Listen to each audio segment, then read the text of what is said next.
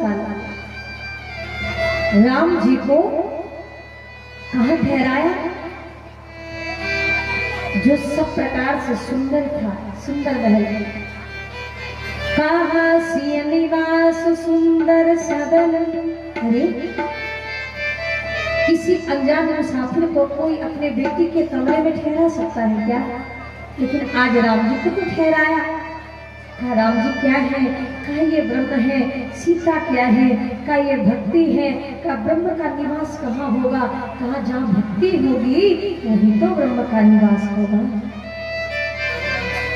लेकिन इससे पहले जब भगवान श्री राम और लक्ष्मण को देखा, जनक जी महाराज ने अद्वैत ब्रह्म में लीन रहने वाले वेदांत को, ऐसे वेदांती को हम सबको पता होना चाहिए कि जिस समय भगवान श्री राम का प्राकट्य हुआ, जनक जी बड़े निराश हो गए। रात्रि के स्वप्न में आए भगवान श्री राम और कहा महाराज, हे राजा विदेह, आप चिंता ना करें, आपकी तपस्या असफल नहीं होगी, तपस्या सफल होगी। महाराज विदेह जनक ने कहा पर कैसे? कहा मैं आपका बेटा बनकर नहीं आया तो क्या हुआ, मैं आपका दामाद बनकर आऊंगा।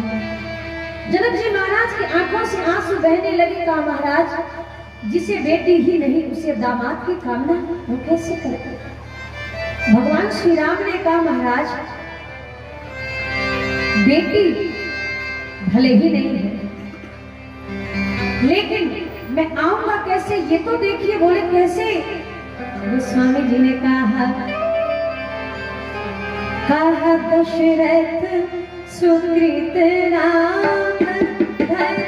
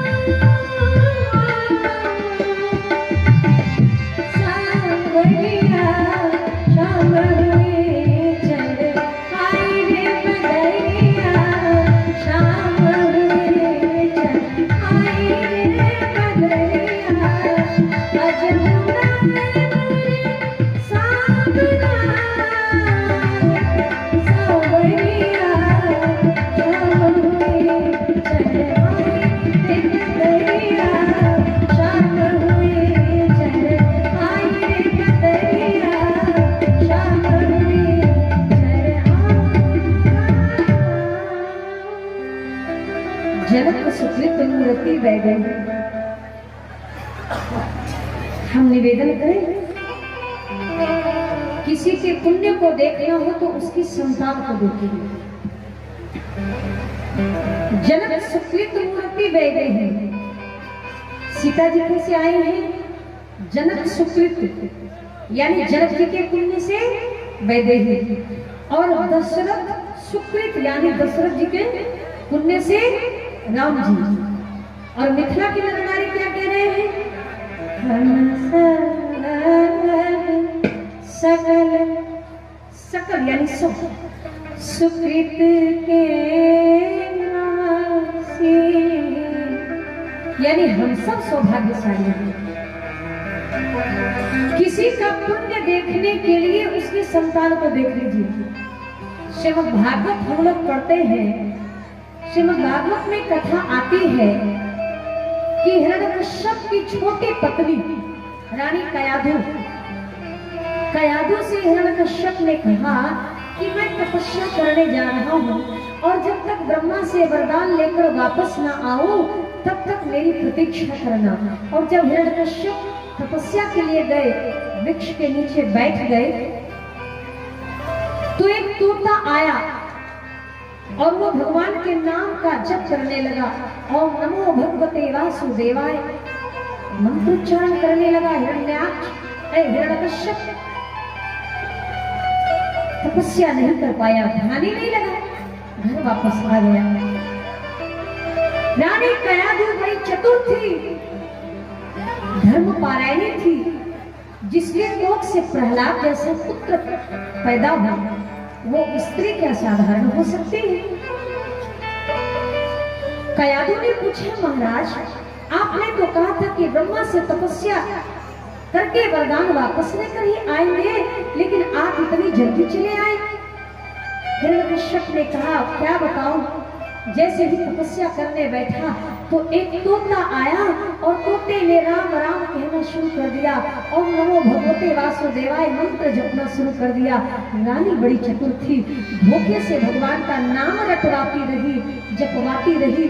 पति पत्नी की रात एक साथ बीती और उसी दिन प्रहलाद कयाधु के गर्भ में आया। बोलिए भक्तवत्सल भगवान की। किसी के पुण्य को देखना, उनके संतान को देखिए। बाबा तुलसी ने कहा, दशरथ सुकृत राम धरे देही और जनक सुकृत मूर्ति दे देही। आज जनक जी ने जब देखा है राम और लक्ष्मण को, तो पता है अद्वैत ब्रह्म में लीन रहने वाले जनक जी की दशा क्या हुई है।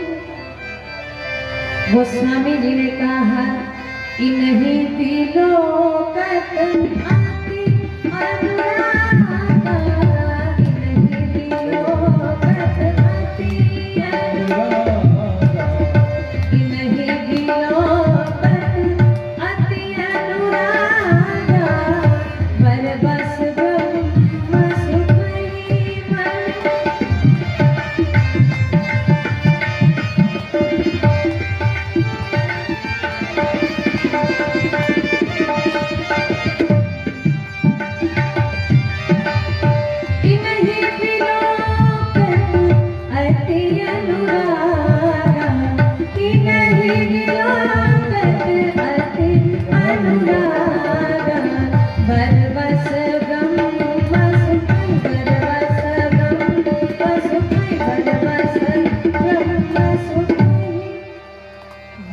ब्रह्म सुखई मन त्याग।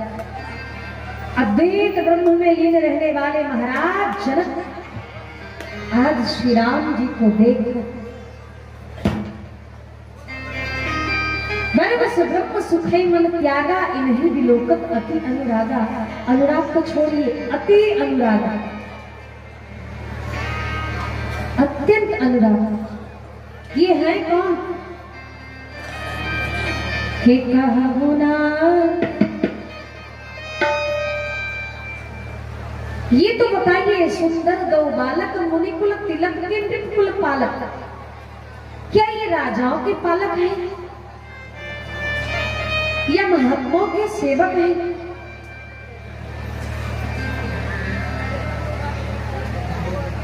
ये है कौन जिनके दर्शन से, जिनको देखने से मेरा मन ही नहीं भर रहा है, हमारी दृष्टि ही नहीं हट रही है, पलक ही नहीं मुड़ रहा है। नहीं विलोकत अति अनुरागा, बरबस ब्रह्म सुखई मन त्यागा। कहु नाथ सुंदर दो बालक, मुनि कुल तिलक की नृप कुल पालक। महाराज जनक ये भी भूल गए कि राजाओं के तिलक होते हैं, मुनियों के पालक होते हैं, लेकिन आज भगवान के दिव्य स्वरूप को देखकर उल्टा ही पूछ रहे हैं कि बताइए ना महाराज, ये मुनियों के तिलक हैं क्या राजाओं के पालक हैं? विश्वामित्र जी ने कहा,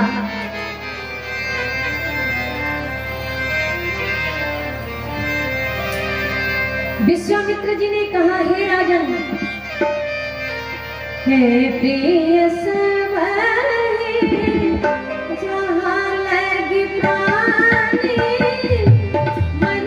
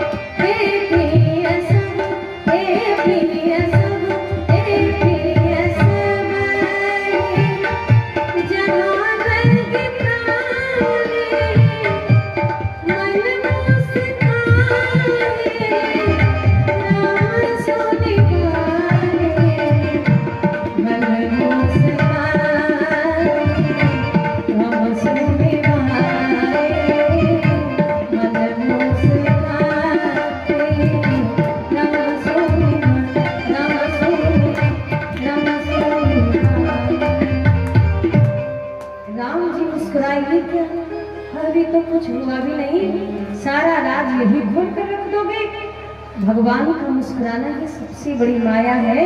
मन मुस्काही राम सुनी वाणी। विश्वामित्र जी के समझ में सब आया और उन्होंने कहा, काहे राजन, ये चक्रवर्ती सम्राट महाराज दशरथ के पुत्र हैं। राम और लक्ष्मण, रात्रि का विश्राम हुआ।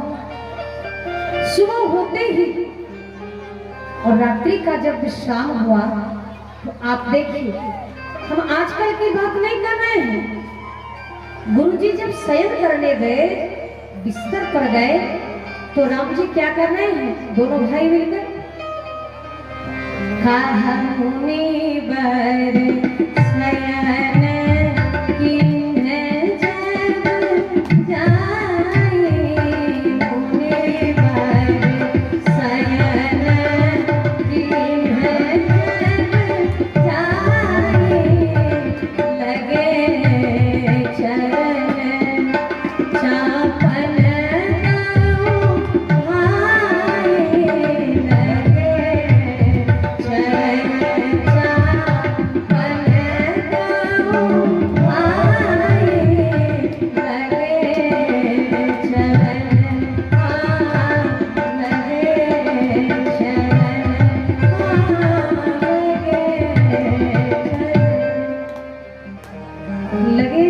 चापन दो भाई, दोनों भाई गुरु जी का चरण दबाने लगे।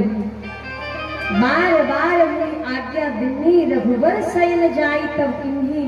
राम जी करने लगे विश्राम, तो लक्ष्मण जी चरण दबाने लगे और राम जी की आज्ञा पाकर फिर लखन लाल जी विश्राम करने गए। ये क्या है? का यही हमारी संस्कृति, यही हमारी सभ्यता है, ये हमारे भारत का संस्कार है, यही तो हमारा संस्कार है। एक कवि है कुंवर बेचैन, कवि का नाम है कुंवर बेचैन। उन्होंने लिखा है, एक एक शब्द ध्यान से सुनिए। कहा गैर को अपना बनाने की अदा जाती रही। आज अपने तो अपने होते नहीं महाराज, गैरों की तो बात ही अलग है। कहा गैर को अपना बनाने की अदा जाती रही, और रूठने की और मनाने की अदा जाती रही, रूठने की और मनाने की अदा जाती रही। एक व्यक्ति परिवार में नाराज हो जाता था पहले के जमाने में, तो समाज के कई लोग जाते थे, उसे मनाते थे। लेकिन आज तो दो चार ऐसे ही नाराजी रहते एक दूसरे से। कहा ये कीमती कालीन जब से घर में मेरे आ गए, कीमती कालीन जब से घर में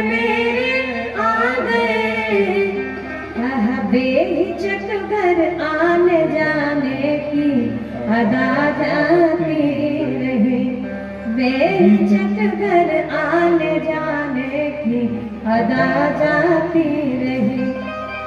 इतना ही नहीं, कहा वक्त ने कुछ ऐसे छीने। जब बारिश होती थी, याद कीजिए अभी से 20 साल पहले, 25 साल पहले जब हम लोग बच्चे हुआ करते थे, बारिश होती थी तो सबसे पहले नहाना अच्छा लगता था। कवि ने क्या खूब कहा, बाथरूमों की नई कल्चर में से बंद हो, बाथरूमों की नई कल्चर में से बंद हो। कहा खुलती बारिश में नहाने की अदा जाती रही, खुलती बारिश में नहाने की अदा जाती रही। वक्त ने कुछ ऐसे छीने, प्यार के लम्हे कुंवर, रूठने की और मनाने की अदा जाती रही। देखिए जमाना बदला, क्या परिवर्तन हुआ इस कलयुग कली काल में। आज हम 2 बजे से 1 बजे से पहले सोते नहीं, लेकिन एक जमाना था जब 4 नहीं बजता था, ब्रह्म मुहूर्त की बेला होती थी, उससे पहले हमारे बुजुर्ग गायन किया करते थे। उसे लोग कहते थे भोर का गायन। हाँ, आजकल ऐसा नहीं होता। हम लोगों के जब दादाजी जिंदा थे तो हम लोग सुनते थे, अब तो पता ही नहीं चलता। बुरा मत मानिए, हमारे बुजुर्ग भी यहाँ बैठे हैं, हमें तो वो बातें याद आती है जो कवियों ने लिखा है कि मंदिर सुनी सुनी होगी, भरी रहेगी मधुशाला, मधुशाला। यही तो हो रहा है। आजकल किसी बुजुर्ग को ज्यादातर, हम मिथिला की बात नहीं कर रहे, हम अपने ज्यादातर शहरों की बात लीजिए। आज लोग मॉर्निंग वॉक करते हैं, क्यों? ना तो स्नान किया जाता है ब्रह्म मुहूर्त में, ना भजन कीर्तन होता है, तो बीमारी भी घर आ रही है। आजकल के बुजुर्ग भी ताश का पत्ता फेंकते हैं, तो बताओ क्या होगा।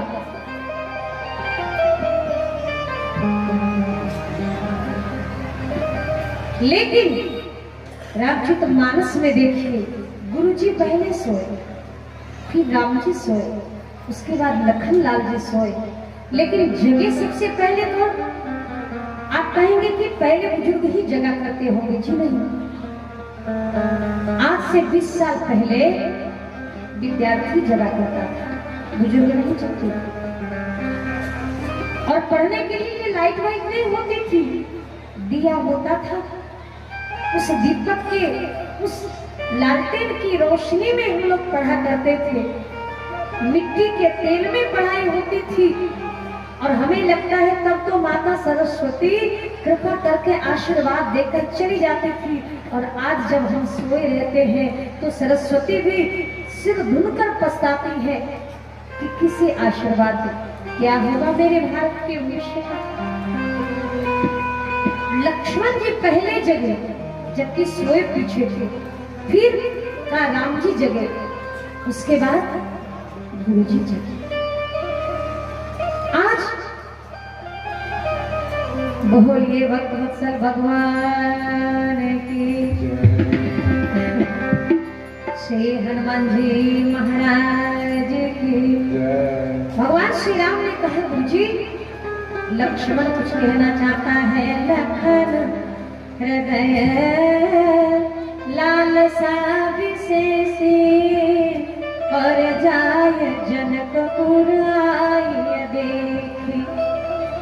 लक्ष्मण चाहता है कि नगर दर्शन कराए। सरस्वती मैया ने कहा नहीं नहीं, राम जी भी चाहते हैं। कैसे? नाथ लखनपुर देखन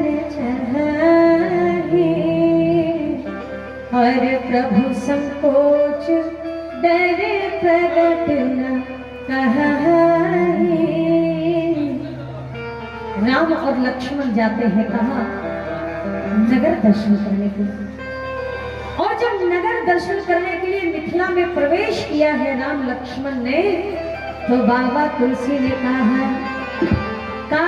धाये धाम काम सब त्यागे, धाये धाम काम सब।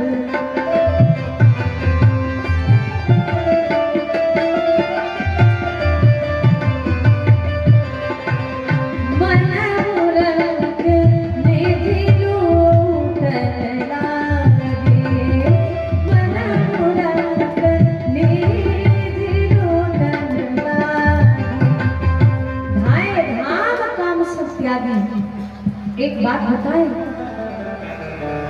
ईश्वर की प्राप्ति करने के लिए मनुष्य को, मिथिला के नरनारियों को पहले धाम छोड़ना पड़ा। धाये धाम काम सब त्याग।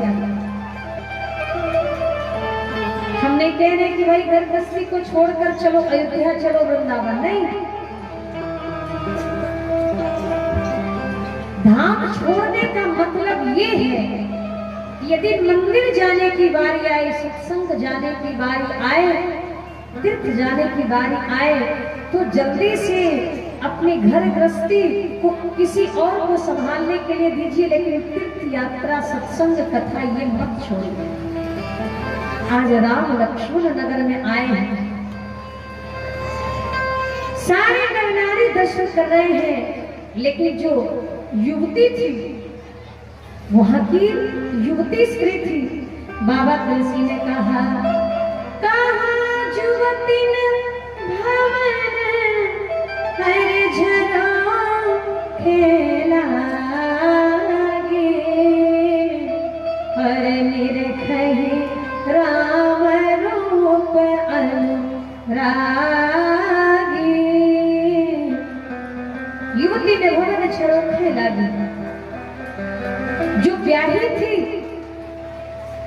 वो तो हाथ मलमल कर पछता रही थी, लेकिन जो ब्याही नहीं थी वो तो फूले नहीं समा रही थी।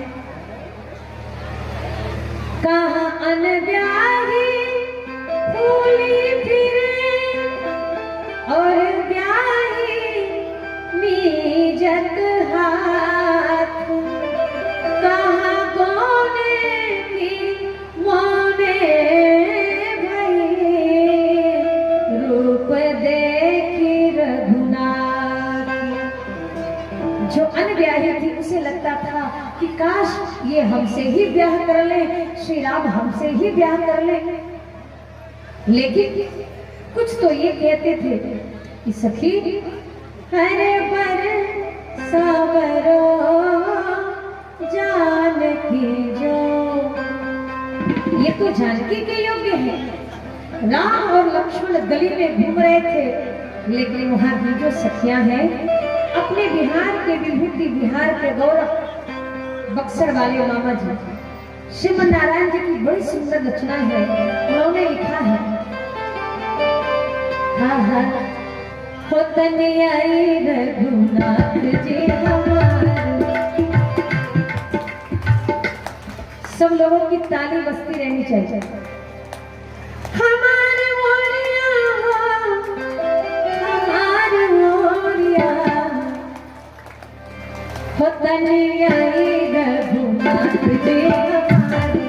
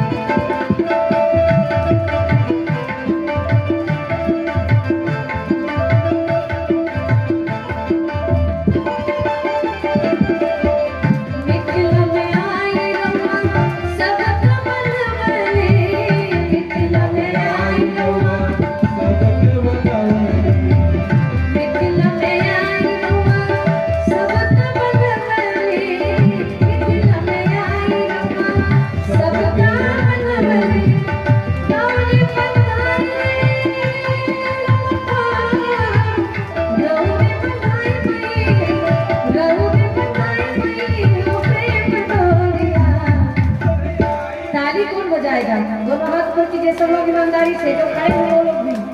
हो तनी आई रघुनाथ जी हमार गोरिया, तनी आई रघुनाथ जी हमार गोरिया।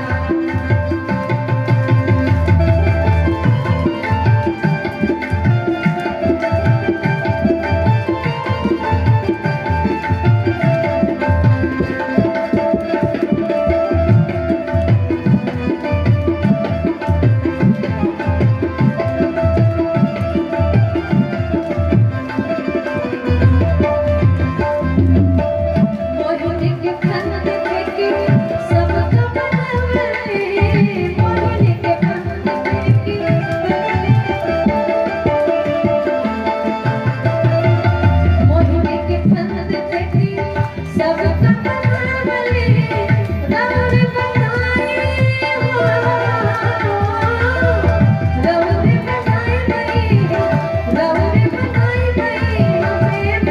गोरिया, तनी आई रघुनाथ जी हमार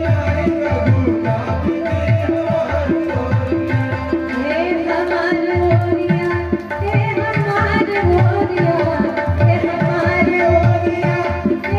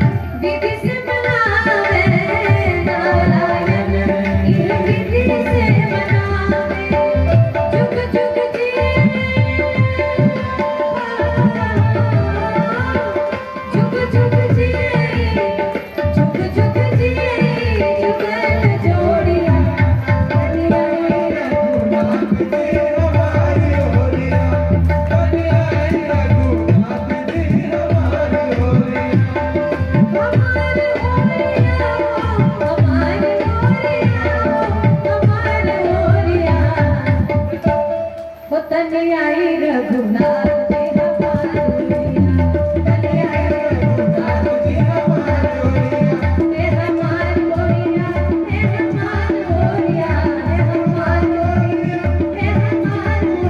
हो तनी आई रघुनाथ जी हमार गोरिया, तनी आई रघुनाथ जी हमार गोरिया, तनी आई रघुनाथ जी हमार। कोई बहन मानो बर्तन मांज रही थी, हाथ में बाल्टी लिया और चल पड़ी। कोई रोटी बना रही थी, चल पड़ी। एक बहन इस रात्रि में विवाह